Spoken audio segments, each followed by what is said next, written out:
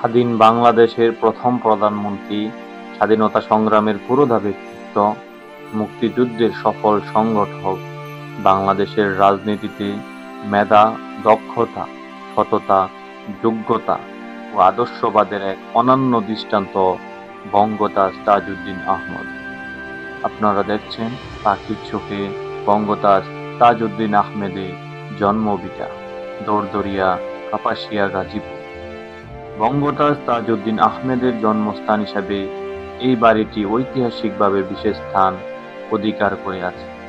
বাড়ির মূল ঘরটি মাটির তৈরি, যা তার শৈশব স্মৃতি ও সরলতার পরিচয় বহন করে।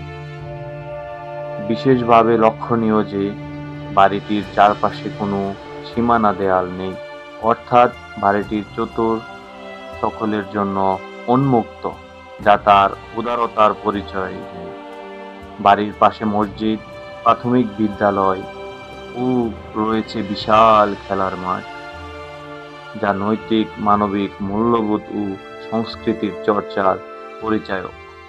বাড়ির চারপাশে বৃক্ষরাজি, বন্যপ্রাণীর আবাসস্থল, পুকুর তার নান্দনিক মনের পরিচয় মেলে।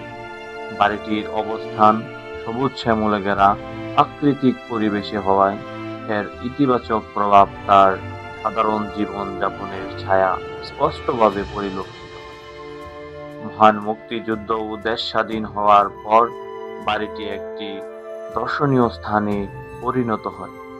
ফলে প্রতিদিন এখানে দূর দূরান্ত থেকে দর্শনার্থীদের আগমন ঘটে।